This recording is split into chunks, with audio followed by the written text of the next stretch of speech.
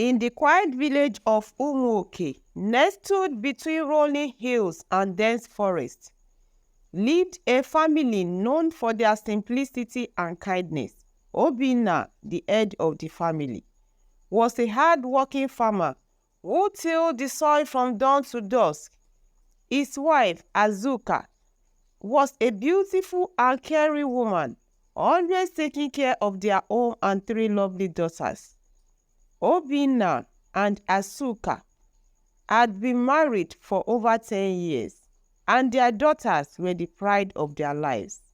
Chiamaka, the eldest, was 10 years old, followed by Ngozi, who was 8, and little Amara, who was 5. The girls were known throughout the village for their intelligence and beauty. Obinna was content and filled with joy whenever he looked at his daughters. To him, they were the most precious gift from God. However, as much as Obinna loved his daughters, Azuka's heart ached for something more. She longed for a son, a boy, who would carry on Obinna's family name and legacy. While Obinna always reassured her, saying, "Azuka, my love, our daughters are blessings. I am more than happy with what God has given us." Azuka could not shake off a deep desire for a male child. The longing consumed her thoughts day and night. She could hardly focus on anything else. Every time she saw a woman in the village carrying a baby boy, her heart filled with envy. She began to withdraw from social gatherings, as the sight of other women with sons only deepened her sorrow.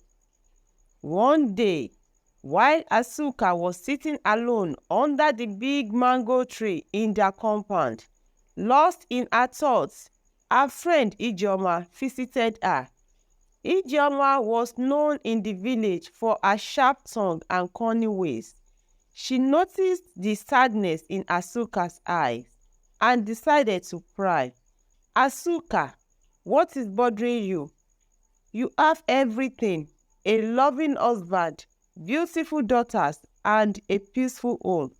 Why do you look so sad?" Ijeoma asked. Azuka sighed heavily before replying, "Ijeoma, it is the one thing I do not have: a son. I have prayed and waited, but it seems God has forgotten me." Ijeoma, sensing an opportunity, leaned closer and whispered, "There is a man in the neighboring village who is said to have powers. He can help women like you. Many say that he works wonder." Azuka's eyes widened. "Can he really help me? Will I finally have a son?" Ijeoma smiled slyly. "He can help, but it won't be cheap. You must be ready to pay the price." Desperate and willing to do anything, Azuka agreed to visit the man. She didn't discuss it with Obinna because she knew he would never approve. The next day, she and Ijeoma traveled to the neighboring village to meet the man known as Okeke, who was rumored to possess magical powers. Okeke lived in a small hut at the edge of the forest. The air around his home felt heavy, and the trees seemed to whisper secrets. Azuka felt uneasy, but her desire for a son was stronger than her fear.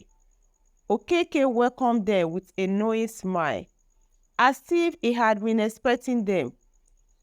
"I know why you have come," Okeke said, without waiting for Azuka to speak. "You want a male child. I can help you, but it will cost you." Azuka nodded eagerly. "I will pay anything. Please, just help me." Okeke asked for a large sum of money, much more than Azuka had ever seen. She hesitated for a moment, but then she thought of the joy a son would bring her. she handed over the money, even though it meant she would have to sell some of her belongings to pay it back later. Okeke then gave her a small bottle filled with a thick, dark liquid. Take this and mix it with your food tonight. After that, you will conceive a son. Azuka took the bottle and thanked Okeke, feeling a mixture of relief and fear. She hurried back to Umuoke, determined to follow the instructions. That night, she mixed the liquid with her food and ate it, praying silently for a son. A few weeks later, Azuka began to feel the early signs of pregnancy. She was overjoyed and thanked Okeke in her heart.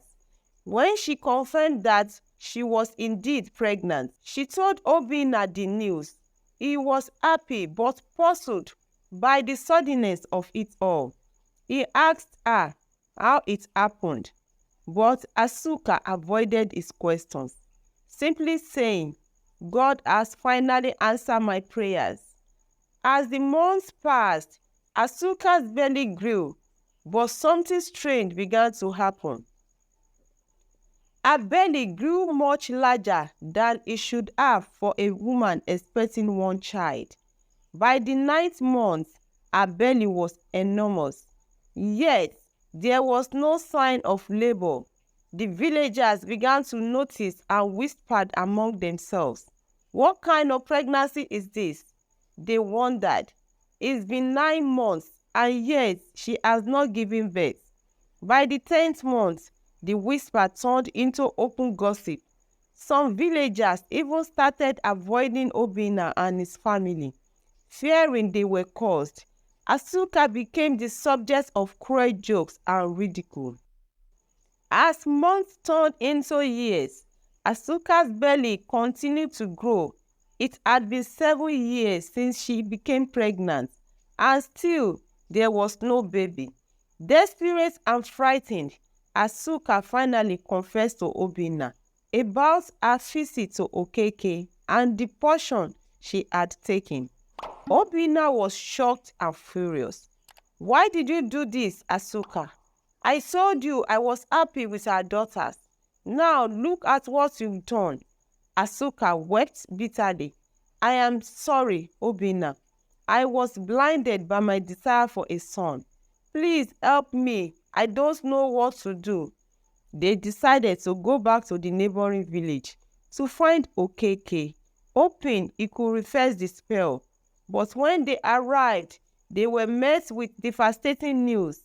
Okeke had died a few months after they last saw him. Azuka's heart sank. "What will I do now?" she cried. "I have brought this curse upon myself." As the years passed, Azuka's mysterious pregnancy became the talk of the entire region. People from neighboring villages could come just to see her swollen belly. Some pitied her, while others mocked her. Obinna did his best to support his wife, but he too was at loss. One day, a powerful healer named Eze arrived in Umuoke. Eze was known far and wide for his ability to cure even the most baffling ailments. He heard the villagers gossiping about Azuka and decided to visit her. When Eze arrived at Obinna's home, he was greeted by a sad and weary couple. After listening to their story, he agreed to help Azuka. "This is not an ordinary problem," Eze said, "but with the right herbs and God's mercy, we can find a solution." Eze prepared a mixture of herbs and instructed Azuka to drink it every day for 7 days. "It will be painful," he warned, "but you must endure it if you want to be healed."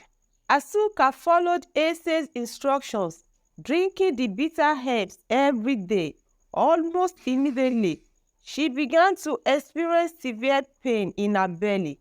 She felt as though her insides were being twisted and turned.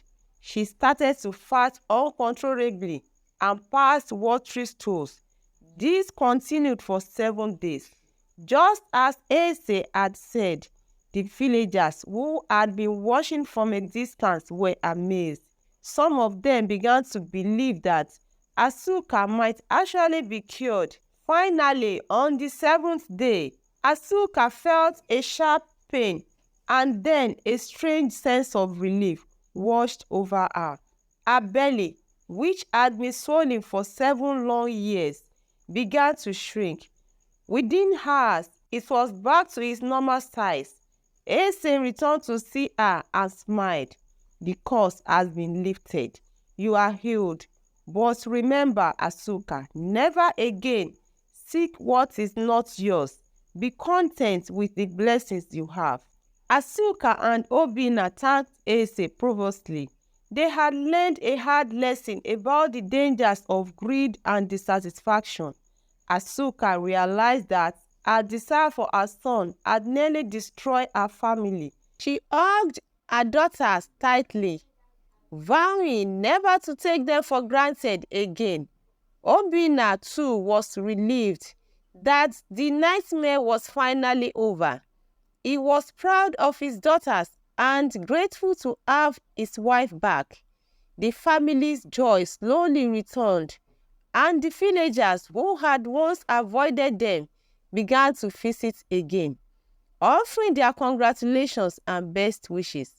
But the story of Azuka's mysterious pregnancy remained a cautionary tale in Umuoke, a reminder to everyone that sometimes it is better to be content with what you have. One evening, as the family was preparing for dinner, a knock was heard at the door. Obinna went to open it and was surprised to see a tall elderly man standing there and carried a wooden staff. His eyes sparkled with wisdom, and his presence commanded respect. "Good evening," the man greeted with a deep, soothing voice. "I am Umuoke, a wandering sage. I have heard of your family trials and the miraculous healing that took place here. I wish to speak with you." Obinna welcomed the sage inside and introduced him to Azuka and the children. Umuoke took a seat and observed the family with a gentle smile. "I see you have learned so much from your experience, Azuka," Umuoke began. "But there is still more to understand. The man who helped you, Ase, was guided by the spirits of our ancestors. They wanted you to learn the value of contentment, but they also have a message for you." Azuka's heart skipped a beat. "A message?" she asked nervously. "What do they want me to know?" Umuoke looked deep into her eyes. "You were meant to have only daughters, and they are destined for great things. Each of them carries a unique gift that will bring honor to your family and to this village. Do not worry about what you do not have. Focus on nurturing the gift within your daughters." Azuka felt a wave of relief and gratitude wash over her. "Thank you, Umuoke," she said. "I will do my best to guide my daughters and appreciate them for who they are." Umuoke nodded. "That is all the spirit asks of you. Remember, true wealth is not in the number of children you have, but in the love and wisdom you pass on to them."